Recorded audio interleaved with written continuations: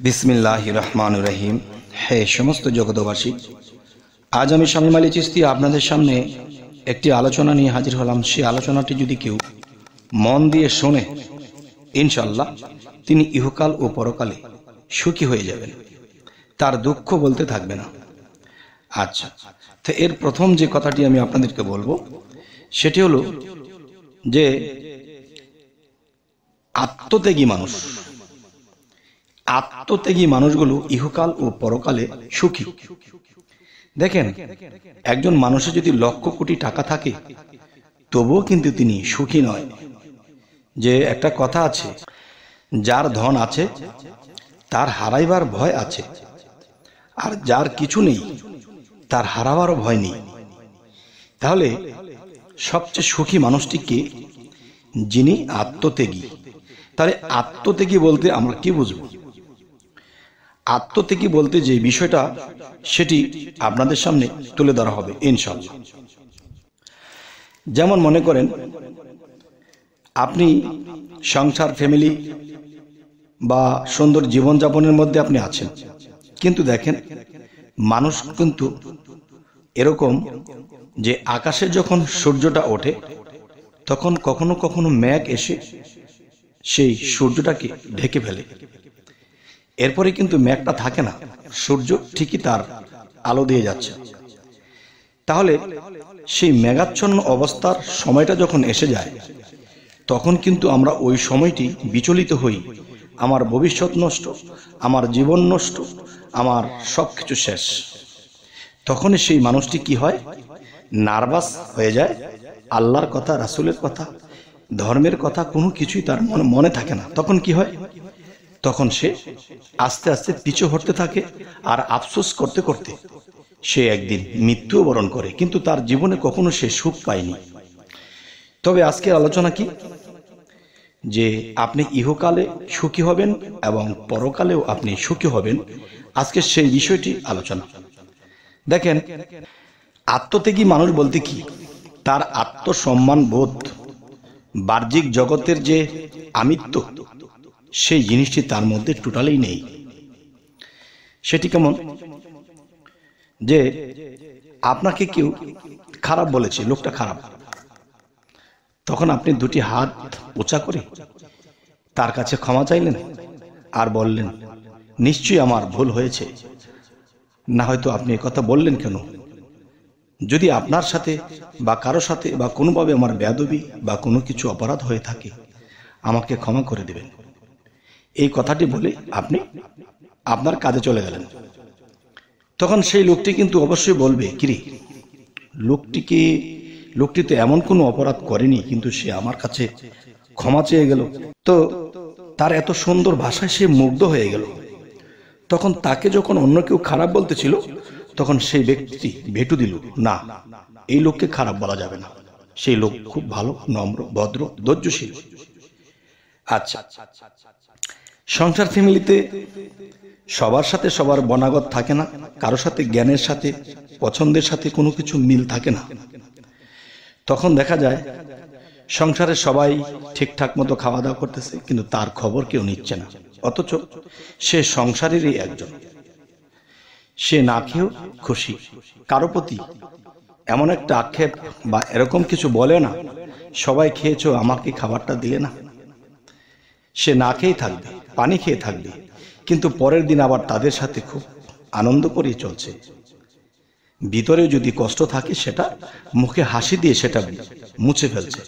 তো এখন আপনাদের সামনে যে কথাটি আমি বলতেছি, দেখেন যে এই পৃথিবীতে মুমিন ব্যক্তি যারা আছে, সৎ লোক যারা আছে, তারা কিন্তু কষ্ট করে, কাউকে কথার আঘাত দেয় না, কাউকে কটু কথা বলে না, কারোর সাথে হিংসাও করে না। তার ছোট হয়ে একজনে একটা ধমক দিয়েছে, ধমকটি খেয়ে তার কাছে ক্ষমা চাচ্ছে, ভাই আমাকে মাফ করে দিবেন। কিন্তু সে ধমকের কাজ করেনি, সে কিন্তু কোনো অপরাধ করেনি, তারপর তার কাছে উল্টা ক্ষমা চেয়ে নিলেন। কিন্তু যে তাকে ধমক দিয়েছে সে জানে সে তো এই অপরাধী নয়, তারপরও সে আমার কাছে ক্ষমা চেয়েছে। দেখেন, সেই মানুষটি কিন্তু তাকে কখনোই ভুলবে না। কখনো না কখনো তার প্রতি তার প্রেম জাগবে, তার চোখে দুফোঁটা পানি আসবে যে সে অপরাধ করেনি, তারপরে সে ক্ষমা চেয়েছে। আচ্ছা, এই একটি বিষয়। আরো একটি বিষয় কি, যখন যা মিলে তাই ছেঁড়া শার্ট সেটাই পিচ্ছি, তার কোনো আমিত্ব নেই যে আমি নতুন একটা সুন্দর শার্ট কাপড় পরে মানুষকে দেখাবো, পরবো, মানুষ দেখবে আমি একটা সুন্দর জামা পরেছি, এই আমিত্বটুকু নেই। সে ছেঁড়া পাড়া পরে হাঁটছে, চলছে। এরপরে দেখা যায় এই ব্যক্তিটা এমনভাবে চলাফেরা করতেছে, তখন এটা আল্লাহরও পছন্দ হয়ে গেছে। এত ধৈর্যশীল, এত দয়াশীল, এত মায়াশীল, অহিংসা, মূলত ধর্ম যেই বিষয় সেটি তো তার মধ্যে আছে।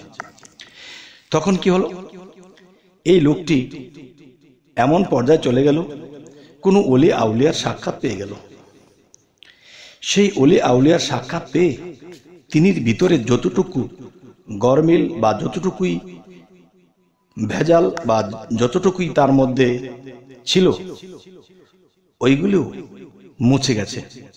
সে অলির কাছে গিয়ে তার কাছ থেকে সাধনা নিয়ে সে নিয়মিত করতে করতে সে আরো ধৈর্যশীল হয়ে গেলেন, মাটির মতো হয়ে গেলেন। যেমন মাটির মধ্যে যদি কেউ পাড়ায় তখন কিন্তু মাটি কাউকে কিছু বলে না, ঠিক এই ব্যক্তিটি আরো মরার মতো হয়ে গেল। তখন কি হল, তখন সেই মরা মানুষটি এমনই অবস্থা, কেউ দিলে খায়, না দিলে না খায়, এক ধ্যানে পড়ে থাকে আল্লাহর সালাত কায়েমে নিযুক্ত হয়ে আছে। তবে হে সমস্ত জগতবাসী, আজকের এই আলোচনাটি কেন করছি, যদি পৃথিবীতে কেউ বলে যে আমি সুখী, আমি বলবো না। আপনার ব্যাংক আছে, টাকা আছে, অফিস আছে, বাড়ি গাড়ি আছে, এই জিনিসগুলো যদি কখনো নাড়াচাড়া পড়ে বা কোনো একটা দুর্ঘটনা ঘটে, তখন কিন্তু আফসোস করে করে মরবেন, আরে আমার সম্পদ নষ্ট হয়ে যাচ্ছে। তাহলে সম্পদের জন্য আপনি অশান্তি ভোগ করছেন। এই জন্য বলা হয়েছে যার কিছু আছে তা হারাইবার ভয় থাকে, আর যার কিছু নেই তার হারাবার ভয় নেই। তাই বলবো যে এই পৃথিবীতে সুখী মানুষ কি? সুখী মানুষটি হলো আত্মত্যাগী মানুষ। সে অর্ধমৃত মানুষটাই হলো আত্মত্যাগী। তার বাড়ি গাড়ি করার চিন্তা নেই, কালকে খাবে সেই চিন্তাও তার করে না, পর উপকার করতেছে, মানুষ তাকে চর থাপ্পড় দিলেও উল্টো ক্ষমা চাচ্ছে। এই যে সেই লোকটা মাটির মতো হয়ে গেছে, তাহলে এই লোকটাই হলো সেই লোক, সুখী লোক, যার গায়ের মধ্যে কোনো আঘাত স্পর্শ করে না, তার অন্তরের মধ্যে কোনো বিষয়ে আঘাত স্পর্শ করে না। আল্লাহ কিন্তু একটা কথা বলেছে, যে আল্লাহ কি বলেছে, দুঃখ কষ্ট যন্ত্রণা আমাকে স্পর্শ করতে পারে না। দুঃখ কষ্ট যন্ত্রণা আমাকে স্পর্শ করতে পারে না। তাহলে যেই মানুষটির কথা আপনাদেরকে বলা হলো, সেই মানুষটিকে কিন্তু দুঃখ কষ্ট তাকে স্পর্শ করে না, সবসময় সে হাসি মুখে রাখে। কষ্ট থাকলেও সেটা ভিতরে চাপা পড়ে আছে, কিন্তু কখনো প্রকাশ করে না। তাহলে বোঝা গেল কি, সেই দুঃখ কষ্ট তাকে স্পর্শ করেনি। আবার আল্লাহ কি বলেছে, যে আমাকে কোনো দুঃখ কষ্ট স্পর্শ করে না। তাহলে বোঝা গেল এই ব্যক্তিটি আল্লাহর এই গুণটি লাভ করেছে। তাহলে আল্লাহর এই গুণটি যদি এই লোকটি লাভ করে থাকে, তাহলে কিন্তু গুণে গুণে মিলে যায়। আল্লাহর গুণ আর এই ব্যক্তির গুণ মিলে গেছে, তখন দুইটি গুণ একাত্র হয়ে যায়।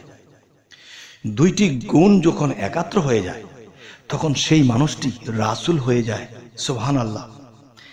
দেখেন, রাসূল শব্দের অর্থ কি, রাসূল বিষয়টা কি? রাসূলের একটা অর্থ যদি আমরা করতে যাই, তাহলে সেটার নাম হলো ধৈর্য, আর ধৈর্যটাই রাসূল। আর আল্লাহ কি বলেছে, আমি আমার রাসূল ছাড়া নয়, কেউ আমাকে রাসূল থেকে আলাদা করিও না। আমি রাসূলের সঙ্গে, রাসূল আমার সঙ্গী, দুই মিললে একাকার। তাই বলা হয়েছে, তোমরা আমার রাসূল হইতে আমাকে কখনো পার্থক্য করিও না। কারণ রাসূল শব্দের অর্থ খুঁজলে পাওয়া যায় ধৈর্য। আল্লাহ কতবার কাহার হয়ে গেছে, কতবার রাগ করে তায়েববাসীকে উল্টিয়ে দেবে, তখন রাসূল কি বলেছে? তিনি বলেছেন, আল্লাহ এদেরকে যদি উল্টিয়ে মেরে ফেলা হয়, আমি হেদায়েতের পথে ডাকবো কাদেরকে, সুপথের দিকে ডাকবো কাদেরকে। তখন সেই রাসূলের কথা শুনে নবীজি তখন আল্লাহ সেই তায়েববাসীকে উল্টাইলেন না। তখনই বলা হয়েছে, আমার সৃষ্টির প্রতি আমি রাগ হয়ে গেছি, কিন্তু আমার রাসূল আমাকে থামিয়েছে। তাহলে রাসূল আমার ধৈর্য, রাসূল আমার ধৈর্য। তাহলে পৃথিবীতে যে ধৈর্যশীল মানুষ কোনো কিছুর আমিত্বর দিকে তাকায় না, কোনো কিছু চাওয়া পাওয়া করে না এবং নিঃস্বার্থভাবে মানুষের জন্য করে থাকে, আর যেই মানুষের জন্য সে করে থাকে সেই মানুষই তাকে আবার আঘাত করে, আর সেই আঘাতগুলো সে হাসি মুখে নিচ্ছে, কারণ তার ভিতরে এমন কিছু কাজ করে না যে আর আমি তার উপকার করলাম, তারে আমি কত কিছু দিলাম, তবু সে আমাকে আঘাত করলো। এই কথাটা মনে মনেও বলে না এবং ভাবেও না এবং প্রকাশও করে না। তাহলে তিনি ধৈর্যশীল, আর ধৈর্যশীল রাসূল। তাহলে রাসূল কি? আমাদের পারকান্ডারি। তাহলে যেই ব্যক্তির মধ্যে রাসূল নেই বা রাসূলের গুণ নেই, তাহলে সে কখনো রাসূলের পারকান্ডারি সেই নৌকায়, সেই স্তরে পৌঁছাতে পারবে না। তবে হে সমস্ত জগতবাসী, আজকের এই আলোচনাটা কেন করলাম? এই পৃথিবীতে মানুষ যতই সাধনা করুক, যতই মুর্শিদ ধরুক, যতই ইবাদত করুক, যতক্ষণ পর্যন্ত সেই মরা মানুষটি হতে না পারবে, অর্ধ মরা মানুষটি না হতে পারবে, ততদিন পর্যন্ত তার কোনো ইবাদত, তার কোনো কিছুই কাজে আসবে না। তাই আমরা এই জগতে আর যতদিন বাঁচব, অবশ্যই আমরা সেই মরা হব। যদি মরা হতে পারি, কারো মুখের বাক্যের কথার স্পিরিট আমার শরীরে লাগবে না। মরা মানুষের কাছে তো দেখা গেছে একটা মৃত মানুষকে যখন গোসল দেয়, উল্টাইয়া পাল্টাইয়া সাবান দিয়ে ঘষে মেজে দিচ্ছে, কিন্তু সে যদি ব্যথাও পায়, সে যেরকম বলে না, ঠিক মৃত মানুষের কোনো ব্যথাই নেই, সে এক স্টাইলই থাকে।